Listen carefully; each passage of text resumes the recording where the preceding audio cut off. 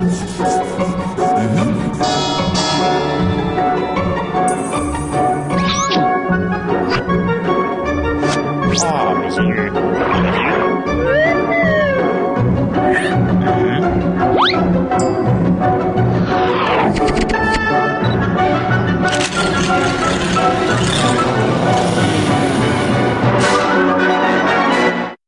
et bienvenue dans votre nouveau numéro d'Amis Aïeux. Tout de suite, je vais vous donner les 3 indices qui vous ont fait, j'espère, découvrir ce personnage que Claude va nous parler. Donc Claude va nous parler tout à l'heure. Alors le premier indice, c'est le notariat. Deuxième indice, c'est une chanson pour Hélène, le prénom Hélène. Et troisième et dernier indice, c'est le choléra. Donc Claude, ouais, voilà, oui. Ta tête. Eh ben, le choléra. Ça va pas être simple. Mais si tu veux, on va prendre la route, on va s'en aller au Sable d'Olonne. Ah ben moi je veux bien. Il fait beau en plus. Au Sable d'Olonne, car notre personnage est né au Sable d'Olonne. Il est né en 1890. Ouais. Non, il est né en 1772.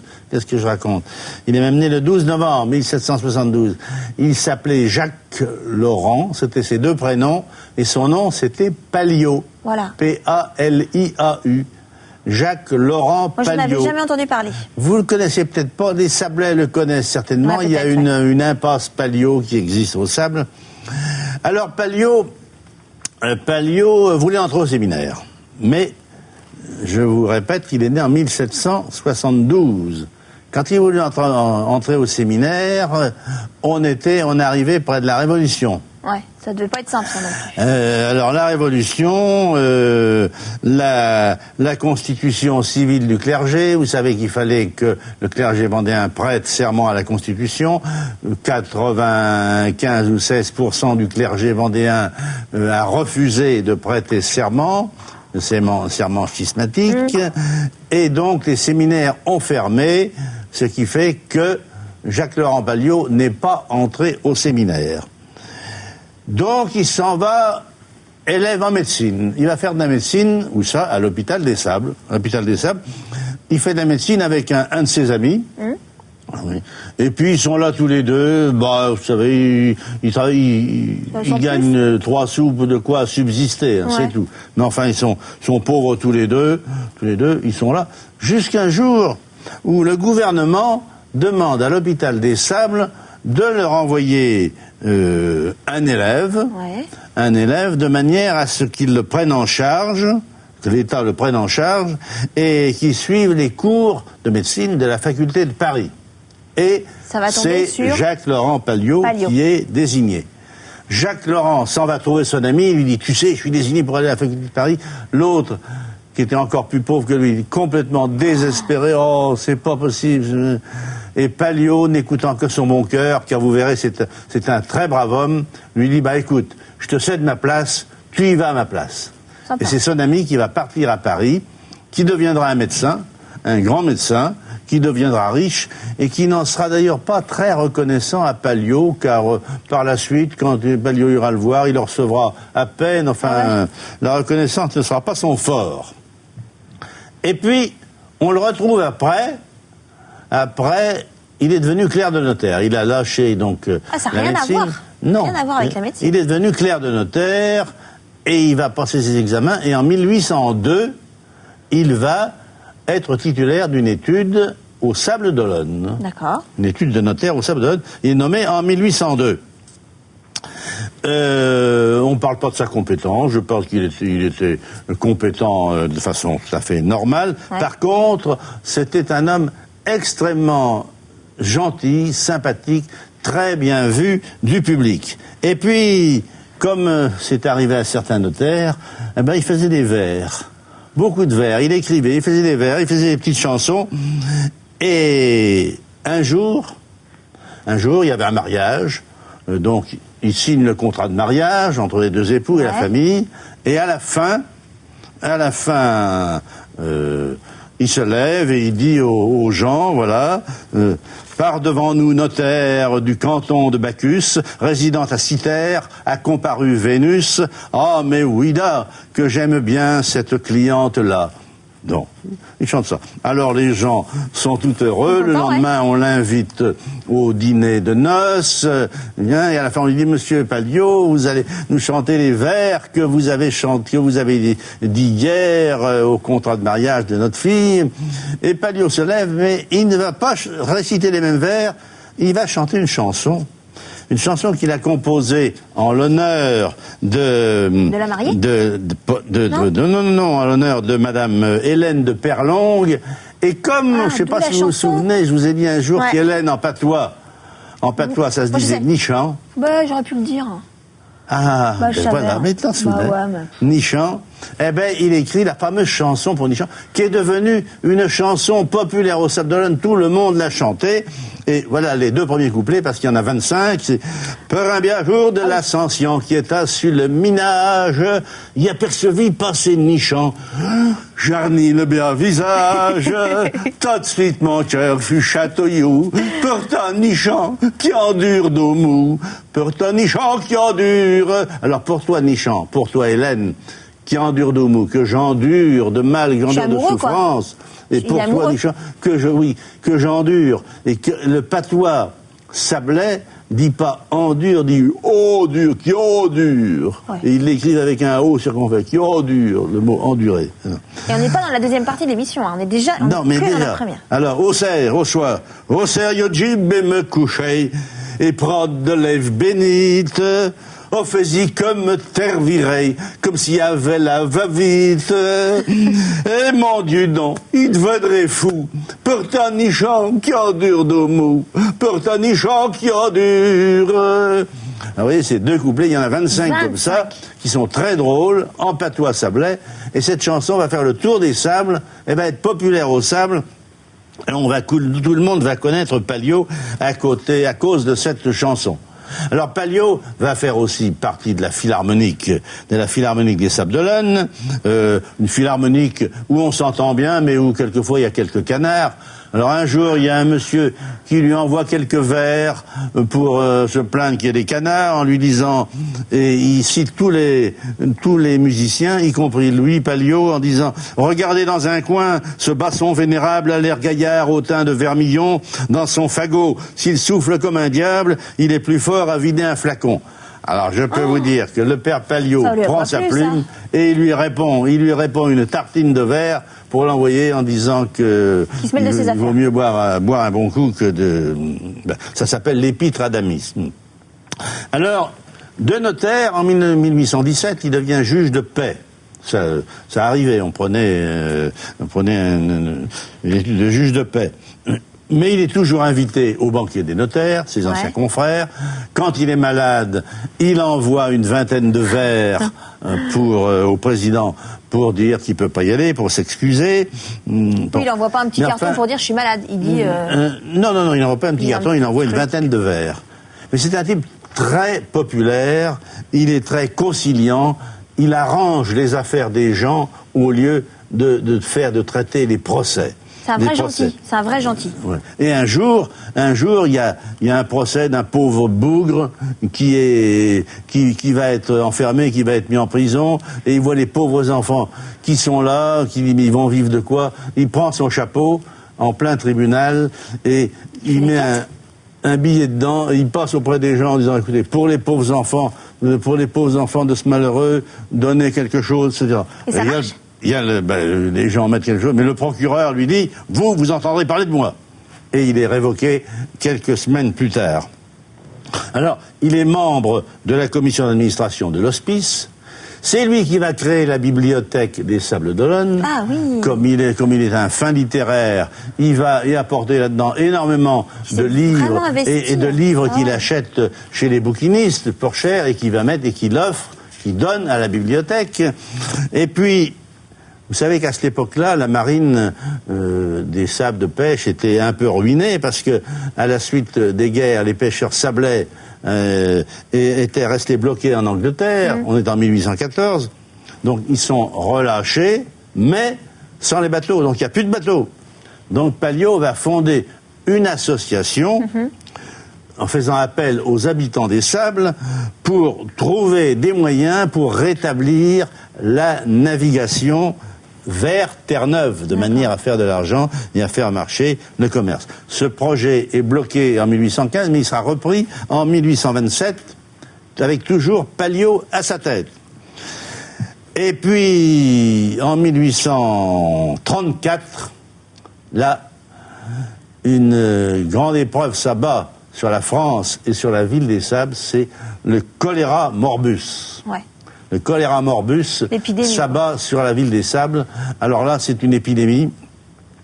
En 24 heures, un gaillard bien portant devient un mourant.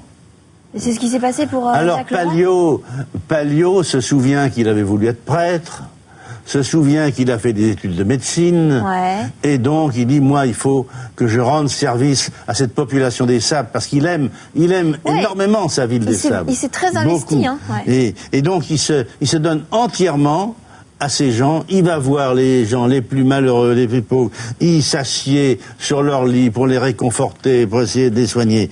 Et puis, sans se soucier de la contagion. Et puis, malheureusement, ce qui devait arriver arrive. Il attrape le choléra et il va être emporté, lui aussi, rapidement, à l'âge de 62 ans. Il va être emporté en 24 heures, à l'âge de 62 ans. D'accord. Voilà ce Jacques Laurent Palliot, qui est un poète spirituel, car il a écrit énormément de vers que l'on a, et des vers très spirituels, un poète spirituel, un homme de cœur, de grand cœur, on peut le dire, un homme de courage, et puis un homme de dévouement, qui s'est toujours dévoué au service... Qui est resté au Sable. Oui, il s'est toujours dévoué au service de sa ville, des Sables d'Olonne, et les Sables d'Olonne lui a rendu un hommage en lui donnant une impasse, peut-être qu'on aurait pu lui donner une rue. Un boulevard. Mais les vieux Sablais connaissent toujours la chanson de Nichamp. Mais la prochaine fois, tu nous... Nichamp qui endure de mou. Les 25 Nichamp qui endure. 26 couplets. 26 couplets. Eh oui. Tu les connais par cœur? Pas par cœur tout à fait, mais j'en connais beaucoup. La prochaine fois, c'est ce qu'il va falloir que tu fasses. Tu les apprends tous et puis... Palliot. Souvenez-vous de Jacques Laurent Palliot. Donc maintenant, deuxième partie, rien à voir. Si, on va... Ouais, ça va pas être super gai ce que tu vas nous dire dans la deuxième partie. On va voir. Ouais. On va prendre des choses. Alors, deuxième partie d'émission, et comme à chaque fois, nous allons parler, pas toi, pas moi, mais Claude. Et Claude, il va nous... Ouais, c'est pas très gai ce que tu vas nous... J'en enlève mes lunettes. Oui, parce que surtout que tu vas nous parler quoi? Des maladies? Des infirmités? Ben oui, des maladies, parce que les maladies, elles existent dans la vie. Mais oui. Alors, il faut bien en parler. C'est sûr. Puis, je pauvre malheureux Palliot qui est mort de l'eczéma. Non. Il n'y en a pas vous parler de l'eczéma, mais enfin... Il n'est pas mort de l'eczéma, il est mort du choléra. De la goule, déjà. Les gars qui ont... Mais non, mais Claude, il n'est pas mort d'eczéma, il est mort du choléra. J'ai dit l'eczéma. Ben oui. Le choléra. Voilà, c'est pas presque pareil. La tête. Mais oui, t'as pas d'eau aftes dans la goule, toi. Les aftes, c'est les aftes. Non, mais j'en ai pas. Oui, mais les aftes. Ça fait mal, c'est un mal de chien. Comment ça se dit, les aftes? Les aftes. Non, le muguet. Le muguet. Pourquoi? Parce que quand t'as le muguet, c'est que t'as d'eau aftes. Ça fait mal. Non, pas toi. Ah, ça fait mal, les aftes. Oh. Ah, oui. Enfin, tant que t'as pas un mauvais mot. Un mauvais mot? Le mauvais mot, c'est le chancre. Le chancre, c'est le cancer. Ah oui. Le cancer. Non. Les gens disant pas le cancer, disant le concert. Mais le concert? C'est un mauvais mot. Un mauvais mot. T'as d'autres trucs, là? Choléra, tu dis choléra? Oh oui. La coqueluche. La coqueluche? La coqueluche. Mais comment on fait dans la coqueluche? C'est bon, là. On tousse? Le chant du coq. Les gens disent le hucher. Ah, mais le hucher. La coqueluche, il n'y en a plus. Mais... Voilà. Le fait coq, La coqueluche, alors vas-y. Attends, qu'est-ce que t'as encore de... la varicelle. Tu t'as pas la varicelle? Tu l'as dans ton... Oh, il y a de la varicelle. Non, il y a la variole. La variole, c'est la picote. La picote. Pourquoi la picote? Mais la picote, c'est la picote quand t'es marqué de la petite vérole, t'es topicassé. La vérole, moi je connais, ouais. T'es topicoté, topigurlé, topigossé, comme on dit, c'est pareil. Ouais, varicelle. Il y a un bouton de variole, de vérole, c'est un picot. Un petit picot, deux picots. D'accord. Qu'est-ce qu'il y a? Il y en a des maladies. Qui est autopicassé, qui est tout. Un rhume, tu sais, rhume, on sait? Tu sais? Ah, ben des rhumes, c'est une enrhumure. C'est une enrhumure. Alors, quand tu as un tout petit enrhumé, t'es enchifferné. Oui, t'es... Enchifferné. Ah, ben là, tu remontes la pendule, là, tout le temps. Ah, ben j'ai... La manivelle. Qu'est-ce que t'as d'autre? Ils ne te reparleront pas de l'onglet. La grappe, parce qu'il y en avait en parlé la semaine dernière. C'est le fait d'avoir des engelures aux mains. Non, pas du tout. Mais le panari, c'est le panari, tu mets un verrou, puis on met une poupée. Oui, ouais. Mais enfin, mais alors le foie. Alors le foie. Il était une fois. Le foie, c'est la pire. On dit la pire. Le foie, c'est la pire. La pire. Le foie, c'est la pire. La pire dure. La pire dure. Puis les poumons, c'est la pire molle. Mais oui. Alors, quand tu dis que il y a la pire entorse, c'est puis le jabot de côté. Oh là là, attends, je comprends rien. Et parce qu'on dit, ben, on va demain, dit, il y a la pire entorse, et puis le jabot de côté. Alors, jabot de côté, jabot, c'est... Alors, la pire, c'est le foie, entorse. Ça veut dire... Tout tourner? C'est quand on prend le foie, puis qu'on fait 3 tours. C'est du bois trop, ça. On te fait mal au ventre. Donc, la pire entorse, ça veut dire que t'as mal au ventre, et puis le jabot, l'estomac de côté, ça veut dire que ça va mal dans le ventre. Ça va mal dans le ventre, t'as mou dans le ventre, puis tu sais pas trop ce que t'as. Qu'est-ce que t'as d'autre? Ah ben, alors t'as les gars qui sont, il y a des infirmités, les gars qui testent au pied. Ah oui, ça c'est les infirmités, c'est pas les maladies. Non, mais quand même, les gars qui testent au pied, eh ben, les tébiscariailles. Les tébiscariailles. Ah, mais là, on met dans les tu boites? Mais tu boites, tu marches de travers, t'es plié en deux, quoi. Oui, quelquefois même, t'es juste fessaille. T'es juste fessaille sans être biscariaille. Mais les fessailles, on les c'est pas avec les fesses? Courbattues. Ah oui, t'as des courbatures. Courbattues. Quand t'as bétraillé toute une journée, il a attrapé une sacrée fessaille. Ça, c'est le début de la grippe. Attrapé une sacrée fessaille, mais c'est le début de la grippe, courbature. Comment, madame, le gars qui... C'est pas rigolo. C'est pas rigolo. Mais non, parce que là, tu sais, la goule torse. La goule torse, ça veut dire la bouche tordue. Ah ben je le vois bien, oui. Ah, tout voir. Ah ben oui. Ah ben il faut faire... Tu peux faire les deux côtés? Il y avait un cousin qui avait la goutte de même. Et puis le s'est fait opérer. Puis après, il était de même. Ils ont pas pu le mettre droit. La goutte de l'autre côté. Ils ont pas pu le mettre. Non, c'est pas rigolo. Non, faut pas se moquer. On se moque pas. Après là, les gars qui vivent pas dans la luxure, mais dans la luxation. Pardon. Il n'y a même pas de quoi rire. Ouais, mais c'est moins marrant de vivre dans la luxation que dans la luxure. Ben oui, parce que ils sont luxés. Ils sont luxés partout. On veut dire que la vente ou démanchure. La vente ou démanchure. Ils sont démanchés. Ah, démembrés? Démanchés? Démanchés, oui, démanchés. Donc, il faut aller trouver un remmancheur. Un remmancheur. Un remmancheur. C'est un gars qui va le remettre... Un kiné. Un kiné aujourd'hui. Un kiné maintenant, monsieur. Un gars qui va les remettre à peu près d'aplomb. Droit. Ouais. Mais beaucoup de gens qui sont affligés. Ils sont affligés, qui ne sont pas libres. Non, je comprends rien. Affligé, ça veut dire quoi? Fatigué, allongé. Ça veut dire infirme. Oui. Infirme, quand on dit un gars, elle n'est pas libre. Elle n'est pas libre, c'est-à-dire elle n'est pas libre de ses mouvements, de ses machins, donc c'est infirme. Ah oui, elle n'est pas libre, ça ne veut pas dire qu'elle a quelqu'un dans sa vie. Ah non, elle n'a rien à voir. Bah oui, rien à voir. On veut dire qu'elle n'est pas libre de ses mouvements, elle n'est pas libre. Oui. On dit elle est affligée. Elle est affligée, ça veut dire qu'elle est affligée d'un mal qui la ronge de l'intérieur. Oui. Autrement, mesdames, quand tu montes en haut d'autour de Notre-Dame, t'as pas le Viruna. Vertige. Non, le vertige. Ben oui. Mais le Viruna, je croyais que c'était... le Viruna, c'est... le Viruna, nous qui disons la Virounette... Enfin, tu sais, ça te prend bon... T'es un peu... voilà, quoi. Ah ben quand t'es... Vous devez avoir le vertige. Moi, j'ai pas le vertige. J'ai pas le vertige. Toi, t'as le vertige? T'as le vertige? Ah, ben oui, moi, à partir de 4000 mètres, c'est le vertige. Ah bah oui, t'as de la marge. Regarde. Et c'est le Viruna. T'as le Viruna? T'as le Viruna, la Virounette. D'accord. Alors, justement, quand t'as le vertige, tu peux peut-être étuire Boleil. Étuire Boleil, ça veut dire que, oh là là, t'es un peu, ça tourne? Ça tourne un peu, t'es étuire Boleil. Étuire Boleil, et puis la tête te vire. La tête, t'as la tête qui tourne? Ben oui, la tête qui tourne. Virer, c'est tourner? Ben oui, comme... oui, vaut mieux rester sur le plancher des vaches. Hein. La tête me vire, assure, il sait pas ce qu'il est envie de rendre.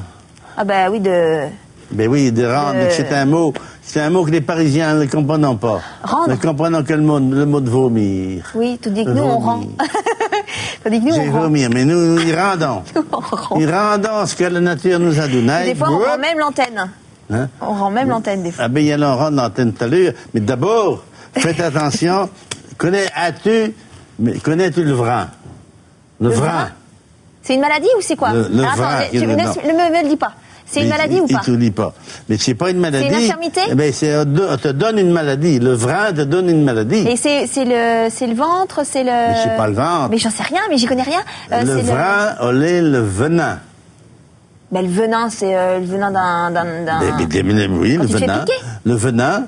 Le venin, d'ailleurs, un gars quand on est venimeux, on dit qu'on est vrimou. On est vrimou. Alors vas-y, décode, reviens. Mais le vrin, c'est le venin. Oui, mais alors ça veut dire que si tu te fais piquer par un serpent... Si une vipère te pique, elle va te donner son vrin. Je vais dire, si une vipère me pique, c'est elle qui sera malade. Ah oui, mais c'est possible. Bon. Mais, alors, quelquefois, on dit de genre d'une personne, oh, mais les vrimous. Les vrimous, c'est-à-dire que, on parle les pleins de venin. Il est mauvais, quoi. Il est mauvais. Les vrimous. Oh, la Elle est vrimousse. Pourquoi elle est vrimousse? Ah, ben, parce qu'elle est mauvaise, quand on dit. Oui, mais pas que les filles, il y a les garçons. Il n'y a pas que les filles, mais c'est pour ça que j'ai dit les deux. Oui, tu t'es bien rattrapé. Alors, mesdames, c'est ça, envrimé. Quand t'es envenimé, t'es envrimé. Envrimé. Eh ben oui. Et puis tout d'un coup, tu vois que t'as les mains, t'as d'autres choses qui poussent en dessus. C'est quoi, des taches? Les verrues. Ah, les verrues. Oh, ouais. Ça, c'est mais tu sais comment on appelle une verrue, quand même? Ben, une verrue. Mais non, mais c'est les filles. Hein? Les filles. Les filles? Les deux filles. Dauphie? Mais oui, Dauphie. Il y en a qui disent en d'ouvrir, mais enfin, généralement. Ah non, les verrues. Les filles, ouais. Ah, ben, t'as d'où. Ben, il y en a qui ont des dons. Il paraît qu'il y en a y a des gens qui ont des dons pour enlever les filles. Ah, ben oui. Pour enlever les filles, mutus des diplomènes cossis, hop là, ça y est, hop. Ouais, puis ça s'en va. Ben, ça s'en va. Enfin, moi, ils t'enleveraient pas les filles. Mais j'ai pas de filles, moi. T'as pas de, non, mais tant mieux. Mais t'as pas de rhumatisme? Ça, non. Bon, parce que les rhumatismes... Si, ça commence. C'est pas les rhumatismes. Chez les rhumatismes. C'est l'hiver, les rhumatismes. L'hiver, quand il fait pas beau. Il y en a même qui peuvent te donner la météo avec leur rhumatisme. Ah oui. Ben oui. Si quelqu'un a un rhumatisme à la jambe, des fois, c'est signe de mauvais temps. Ah ben oui. Ouais, c'est comme la grenouille, c'est pareil. Ah ben dis donc. Tu vois, je t'en apprends des trucs. Il y en a t'appelait mes météos. Mes météos. Je t'ai coupé, qu'est-ce que tu voulais dire? Mais tu m'as pas coupé parce que c'est l'émission qui nous coupe, qui est donc finie. Là, qu'est-ce qu'on fait? On rend l'antenne. On remet l'antenne. Non, pardon, on rend l'antenne. Voilà, excusez-nous, messieurs, dames. Voilà, c'est terminé, c'est fini. Nouvelle émission d'À mes aïeux, nouveaux personnages, donc nouveaux indices. 3 nouveaux indices pour vous aider à trouver ce personnage qui est très très connu. Donc on va partir dans le Marais, plutôt dans le nord du Marais. Et le premier indice, c'est la commune de Soulan.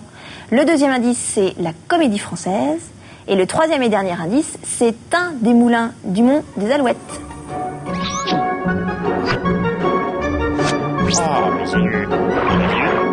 Si vous avez découvert le personnage qui se cache derrière les 3 indices que vient de vous donner Adèle, vous avez peut-être gagné une place pour l'Historial de la Vendée ou un guide touristique. Pour participer, c'est très simple, envoyez-nous votre réponse par courrier, par téléphone ou par mail et n'oubliez pas de nous laisser vos coordonnées.